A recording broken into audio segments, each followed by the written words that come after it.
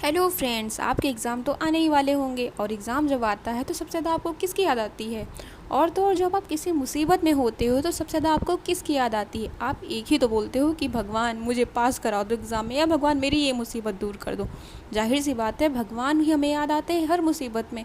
भगवान हमारी ज़िंदगी में ऐसे रच बस गए हैं कि उनके बिना तो काम ही नहीं होता है। लेकिन क्या आपने कभी भगवान को नोटिस किया है कि इंडिया में भगवान की पूजा कैसे होती है, और भगवान कितने हैं और किस तरह कैसे कहाँ पूजा जाता है? क्या आपको पता है? ये सब नोटिस तो ज़रूर किया होगा आपने। जैसे कई जगह आपने देखा होगा कि भगवान को मूर्ति की तरह पूजा जाता है। तो मूर्ति जहाँ पे होती है उसको बोलते हैं सगुड़, और जहाँ पे मूर्ति नहीं होती, जैसे आपने कई जगह देखा होगा कि भगवान को चिन्ह की तरह पूजा जाता है, जैसे गुरुद्वारा में भगवान की कोई मूर्ति तो नहीं होती है। इसे बोलते हैं निर्गुण, यानी जहाँ तक हम भगवान को मूर्ति की तरह पूजते हैं उसे सगुण बोलते हैं, और जहाँ पे मूर्ति की तरह नहीं पूजा जाता है, किसी चिन्ह के समान पूजा जाता है, तो उसे निर्गुण बोलते हैं। इसी तरह से कबीरदास थे, कबीरदास भगवान को निर्गुण तरह पूजते थे। उन्होंने कोई भगवान का रूप नहीं माना था, बस एक चिन्ह की तरह पूजते थे। अब आपने कई तरह देखा होगा, जैसे भगवान कई मेन होते हैं, शंकर, विष्णु, ऐसे देवी देवता कई सारे होते हैं जो प्रमुख माने जाते हैं। इसके अलावा कई जगह जगह अगर आप जाएंगे इंडिया में तो आप देखेंगे कि वहाँ पे कई स्थानीय देवता हैं जो सिर्फ उसी जगह पे पूजे जाते हैं, बाकी जगह वो नहीं पूजे जाते हैं। तो क्या है ये? असल में इनका इतिहास 8वीं सदी से शुरू हुआ है। 8वीं सदी में महान और लघु की परंपरा रही है। महान वो होते थे जैसे राजा होते हैं, राजा और ब्राह्मण ये मुख्य देवी देवता को पूजते थे, जैसे शंकर हैं, विष्णु हैं, ऐसे पूजते थे। तो ये महान बोला जाता था क्योंकि इनके जैसे राजा नहीं महान होते हैं, तो महान ही लोग पूजते थे उनको। लेकिन कई जगह जैसे जनजातियाँ होती थीं या कई गांव या स्थानीय देवता होते थे, वहाँ पे स्थानीय लोग स्थानीय देवताओं को पूजते थे, और ये कोई बड़े देवता नहीं होते थे, ये खुद वहाँ बनाते थे अपने आप, तो इनको लघु बोला जाता था। अब आप महान और लघु तो समझ ही गए होंगे। अब कई जगह ऐसे भी होते थे जहाँ पे महान और लघु को मिला के देवी देवता बना लिया जाता था। जैसे उड़ीसा में आपने जगन्नाथ टेम्पल तो देखा ही होगा। जगन्नाथ टेम्पल में कहते हैं कि कृष्ण के अवतार हैं, पर कई लोगों का ऐसा भी मानना है कि ये वहाँ के स्थानीय देवता हैं जो कि कृष्ण के अवतार के रूप में पूजे जाते हैं। हम बात कर रहे हैं 8वीं से 18वीं सदी तक। तो ये जो काल था ये भक्ति के लिए बहुत ही इम्पोर्टेंट काल था, क्योंकि इस काल में ब्राह्मणवाद का बहुत उदय हो रहा था। राजा जो थे वो ब्राह्मण के बहुत ही करीब थे, वो राय मशवरा करते थे ब्राह्मण से। पर ब्राह्मण जो है पूजा पाठ करवाते थे, पर असल में कई बार ऐसा होता था कि कर्मकांड भी बहुत ज़्यादा करवाने लगते थे। कर्मकांड के साथ ये प्रतिबंध भी लगा देते थे, जैसे लड़कियों को पूजा नहीं करना है। कई सारी जाति प्रथा उदय हो रही थी, तो कई लोगों को ये सब चीज़ें पसंद नहीं होती थी। वो कहते थे कि हम भगवान को तो मानते हैं, पर हम ये जो कर्मकांड है ये हम इसे नहीं मानते। तो ऐसे में कई सारे भक्ति आंदोलन इस टाइम आगे आए हैं।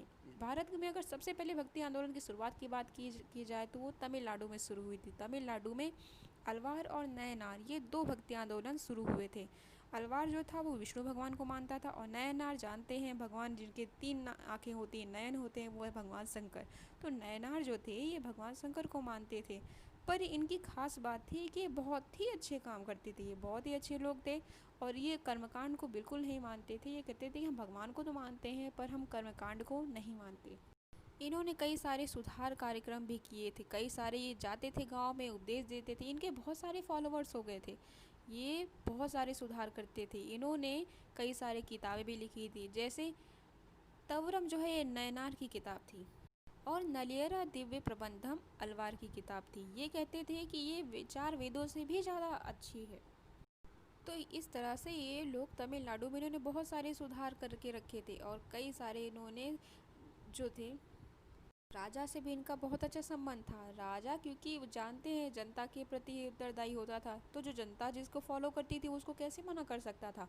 तो राजा भी इनको बहुत ही सहयोग करते थे, और इनका बहुत ही उच्च स्थान होता था वहाँ के राजपाट में। इन्होंने तमिलनाडु में कई सारे मंदिर भी बनवाए थे, और बहुत ही ऊंचे ऊंचे बहुत ही सुंदर मंदिर इन्होंने बनवाए थे। अब आपने शंकर भगवान के लिंग की पूजा तो सुनी होगी। क्या आप जानते हैं ये कहाँ से शुरू हुआ है?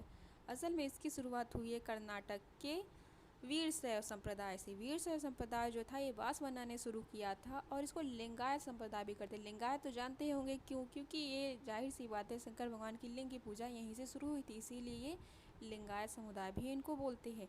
ये ब्राह्मणवाद के कट्टर विरोधी थे, ये पुनर्जन्म को भी नहीं मानते थे, और ये समाज सुधार वाले बहुत सारे काम करते थे।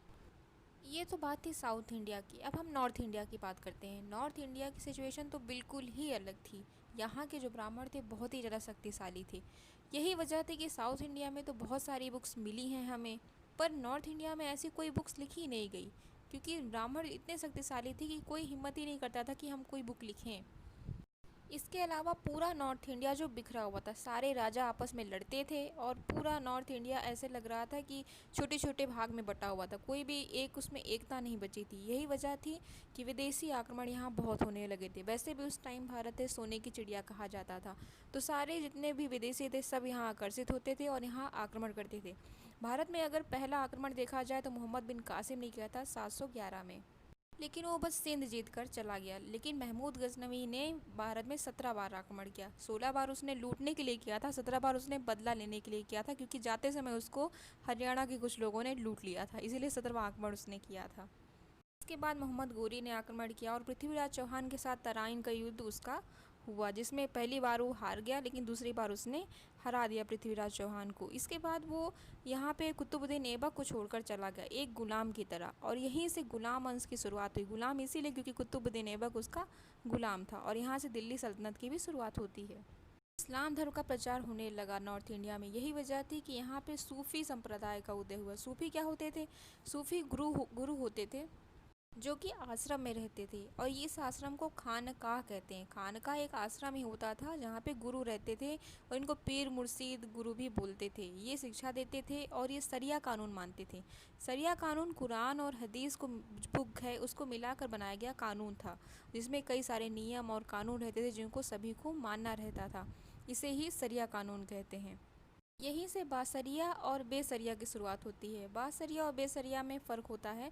बासरिया जो होता है ये सरिया के कानून को मानता है, मतलब ये आम लोगों की तरह ही रहते थे और ये सरिया के सारे नियमों का पालन करते थे। पर बेसरिया जो होते थे ये कफ़ीर की तरह रहते थे। ये सरिया को नहीं मानते थे और ये घूमा करते थे जैसे कफ़ीर की तरह, और ये ब्राह्मणवाद का भी विरोध करते थे। किसी भी धर्म को ये नहीं मानते थे और ये जाते थे घूमते थे, सबको उपदेश दिया करते थे।